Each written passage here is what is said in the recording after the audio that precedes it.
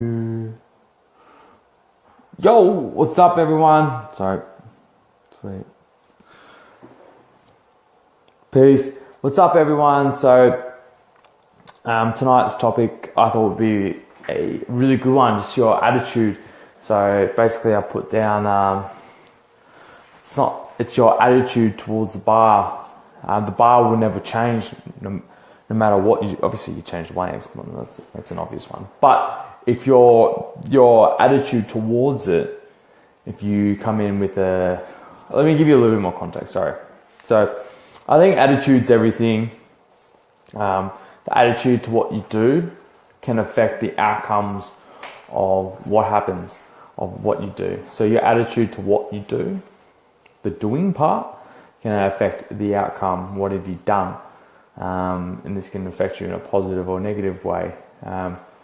I think when it comes down to your attitude towards something, I think you can perceive it in a certain way. So you can perceive it as in, this is going to be the easiest slip of my life, or in a training context, this is going to be really difficult, never done this before. So what you're doing is you're placing the seeds of doubt, peppered throughout. And basically, if you allow those seeds, if you keep planting those seeds will continue to grow, and you will actually create this self-doubt about yourself, or even about training in general. I think this is really important. Had a client tonight, perfect example. I loaded the bar up and I didn't tell her how much weight was on it. She said it felt really heavy. I'm like, well, it looked really smooth, and she got a rep and set PB. She ended up doing 70 kilos on the trap bar, 3 sets of 6. I'm like, she smoked it. All she had to do is just really concentrate, and she's got the strength. That was never my doubt. It was just her mentality towards it. And basically, I didn't say her anything. She's like, fuck, this is heavy. And I told her it's 70 kilos. It's 10 kilos up from last week, because she made 60 kilos look like a breeze. So she's starting to learn that it's more and more in her head. She's got the strength there. She's got the capacity to move weight. But mentally, she feels like she puts this barrier or this wall up, or plants this seed of doubt that potentially has been done previously in another lifetime. She's trained with someone else, or done another class, or someone has put a barrier over her or something like that. And I thought this was quite interesting, that we set our own barriers. We set what we can and can't do.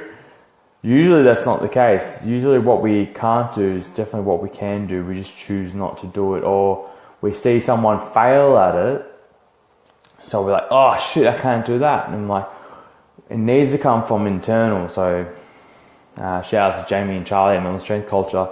They talk about internal and external locus control in their own podcast. And internal has got to do with yourself and how you believe and perceive things, or having internal control of what you do and your actions, your thoughts and whatnot. And external is more got to do with the external environment. So allowing the external environment to dictate certain things. And if we don't have a high level of internal control, we allow the environment to kind of dictate what happens. So for example, if we perceive someone who's lifting a weight that they failed at, and we go in there knowing that we could fail it, then that creates that little shadow of doubt. Doesn't matter if you've practiced lifting it in training, or another time where you pull that weight, or even pull close to it.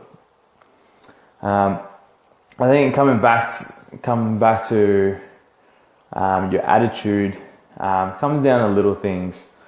Like for me, I'll give you an example. I've started using an alarm clock. Yes, I know that. I learned this from Simon Sinek.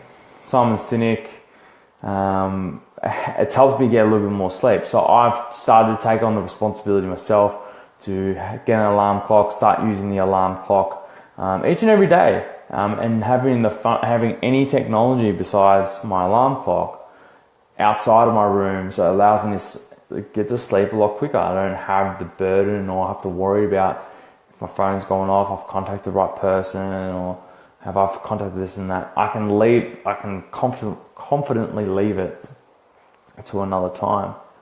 And I've just taken more responsibility, feel a lot better about it, and you feel like you're more in control. And your attitude, it's kind of off topic, but your attitude towards things will determine essentially the outcome. Even with some of the things that I'm working on, I worked hard towards it, put a lot of things in place, and now I'm starting to reap the benefits. So it's my attitude towards it. If I or create that self-doubt or self-sabotaging behavior, obviously I don't believe in myself, my attitude's not there. So I always tell people, just change your self-talk, just change the way you think and perceive about things, and focus on what you can do in your own capacity, and not use other people's examples of success and failures as such, but use it as a lesson on what you can do to help you move a little bit further. I think that's the biggest thing. It's not so much seeing someone fail, it's like, fuck, I can't do it. What are the things that they did, right or wrong, in their failure or success, that can you take away from that in order to help you to move on? I'm going to wrap it up there, guys. Have a good week. Lift heavy.